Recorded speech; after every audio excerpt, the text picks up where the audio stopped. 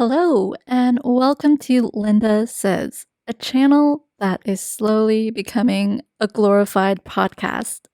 I like to talk about money, debt, budgeting, and home stuff. So, I posted about my 800 plus credit score recently, and I feel I have to make a disclaimer because in my mind, I was thinking maybe having such a high credit score would attract views. I mean, I've even seen dating profiles have their 800 scores as one of their pictures.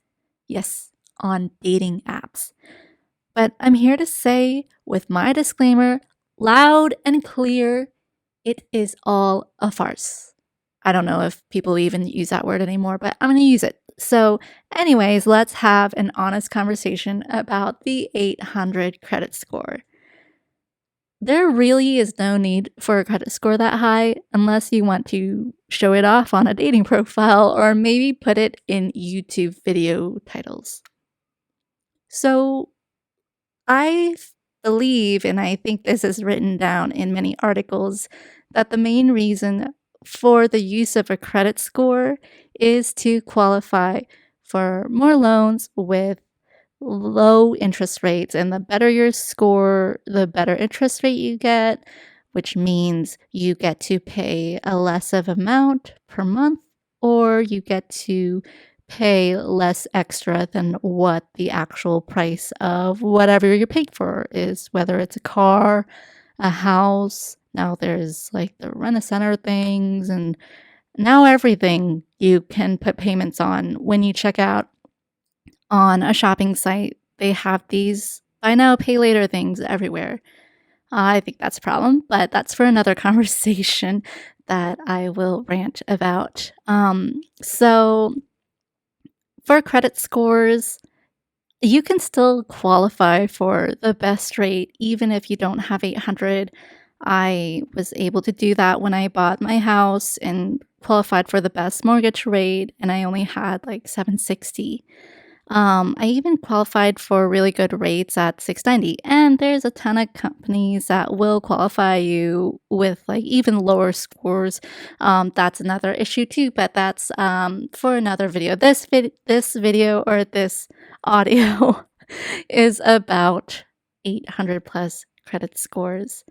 So here's why I'm ranting about this credit score. I've been able to see that it's very finicky to maintain this score.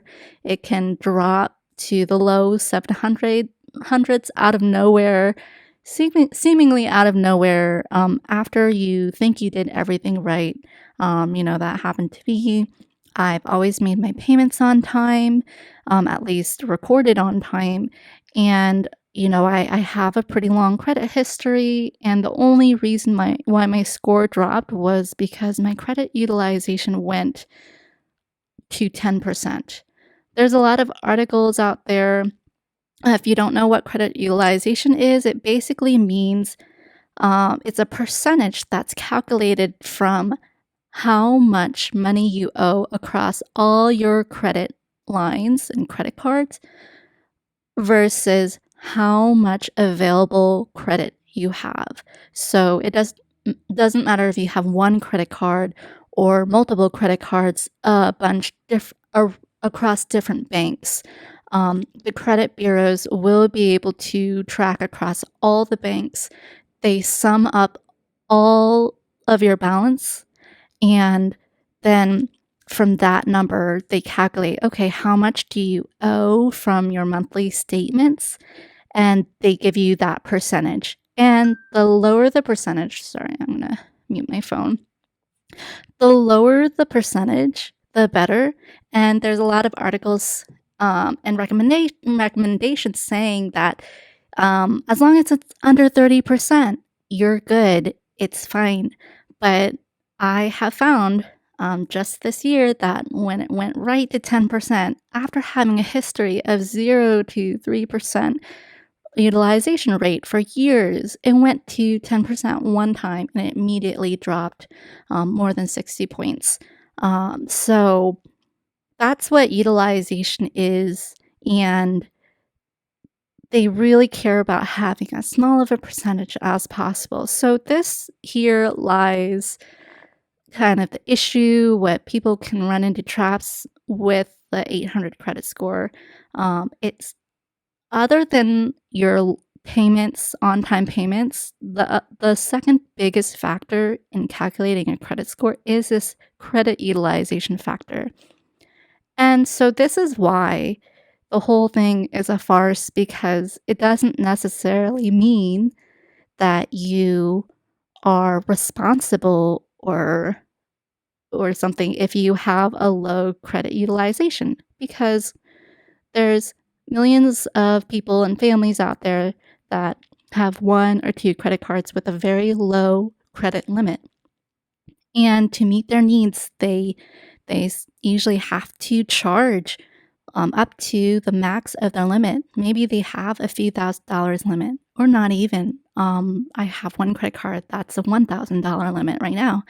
And so it's very easy to max it out. And so that will prevent them from having a higher, even 800 credit score.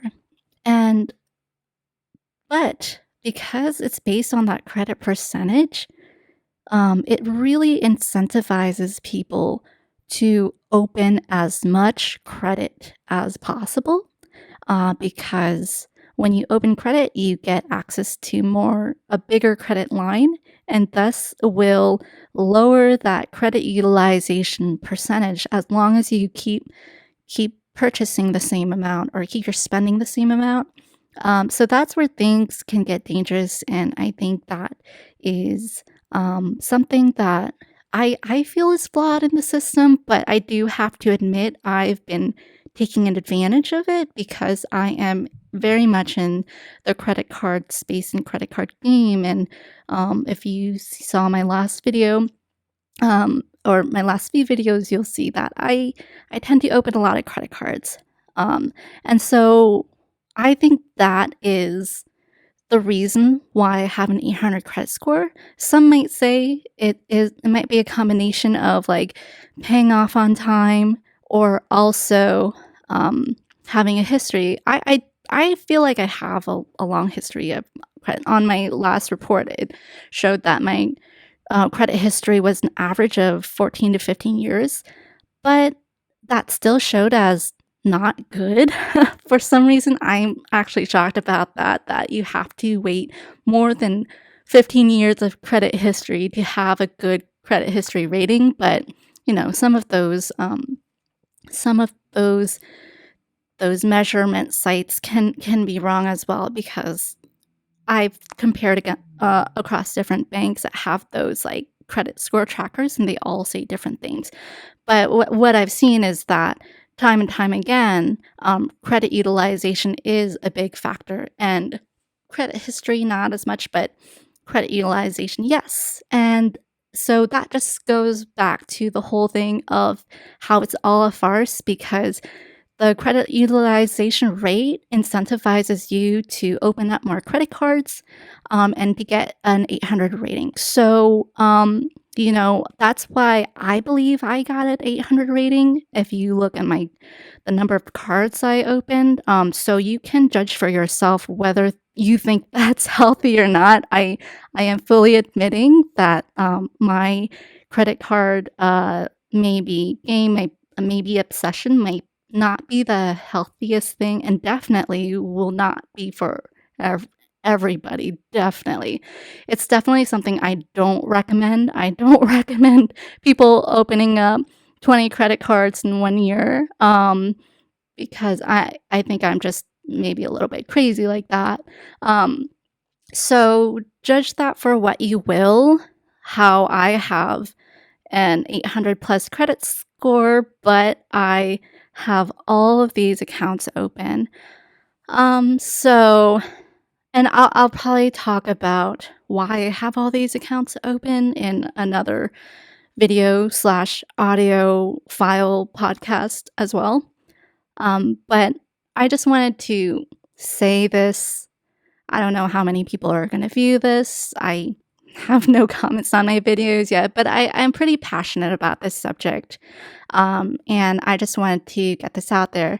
Sorry for all the people who might be currently subscribed to me, under 10 people that are currently subscribed to me that are seeing me post every single day. Definitely let me know if I should not be posting every day. But I am very passionate about the subject, and I just want to um, try to dispel a lot of the myths out there. I feel like there's a lot of misconceptions about credit and credit score and just like handling personal finance that I think can get people in very, very dangerous situations. And so I feel like I'm making it the rest of my life mission to try to put it out there, some things that I think are misinformation that I don't see enough videos or see enough people talk about as well. So that was my little rant. I do have a lot of other rants brewing in my head. So if you stayed this long and are listening to this now, would love your feedback in any way, whether it's like a thumbs up or even if it's a thumbs down and you hated this, comment or subscribe. Just any interaction.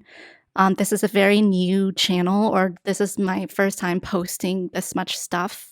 So I'm just getting this started, and just would love any feedback, constructive criticism, having a conversation, all for it. Thanks all.